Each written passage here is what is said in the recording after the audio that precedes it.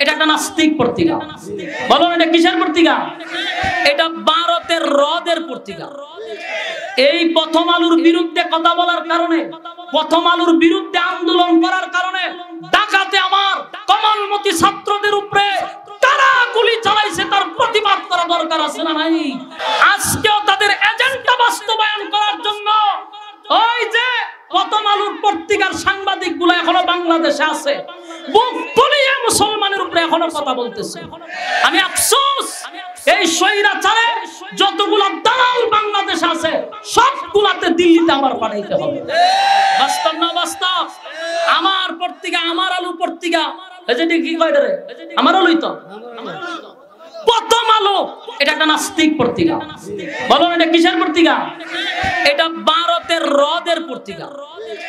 এই প্রথম আলোর বিরুদ্ধে কথা বলার কারণে, প্রথম আলোর বিরুদ্ধে আন্দোলন করার কারণে ঢাকাতে আমার কমলমতি ছাত্রদের উপরে তারা গুলি চালাইছে, তার প্রতিবাদ করা দরকার আছে না নাই? একবারে বসে থাকলে হবে না, নাইলে কিন্তু এই ফিডা আমরা উফরাইব। আমার কথা হইলো, স্বৈরাচার যাওয়ার পরে এটা কোন পুলিশ বাহিনী, যেই পুলিশ বাহিনীরা ছাত্রের বুকে গুলি করতে চায়, এই পুলিশগুলা দেখতে হইব, আইডেন্টিফাই করতে হইব, যারা ভোটার আইডি কার্ড দেখো এটা কি আসলে ভারতের দালাল।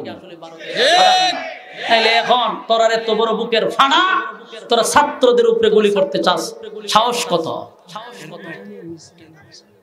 এটা নিয়ে আপনারা কিন্তু সোচ্চার হইতে হইব। আন্দোলন ব্রাহ্মণবাড়িয়াতে শুরু হয়, সারা বাংলাদেশের মানুষ আন্দোলন ব্রাহ্মণবাড়িয়ার থেকে শিখছে। অলরেডি ৮০০০ থেকে আন্দোলন শুরু হয়ে গেছে, আরো বাংলাদেশের বিভিন্ন জায়গা থেকে আন্দোলন শুরু হবে। তারা কারা যে আমার সোনার ছেলেদের বুকে গুলি চালায়, এত বড় সাহস? আম্মা গেছে গহন তোর তো খবর কেড়ে রে, এ কথা বল, তোর আম্মা নাই, তোর খবর কে? এতিম ফুলাবান তোর তো খবর কেড়ে, অনাথ এতিম টুকাই তোর তো খবর করতে গেছে। এইগুলোর ব্যাপারে আপনারা সোচ্চার হতে হবে, গরম ভূমিকা রাখতে হবে। নেক্সট টাইমে যেন কোন বাংলাদেশে আমাদের উপরে আঙ্গুল লড়ায় কথা না বলতে পারে।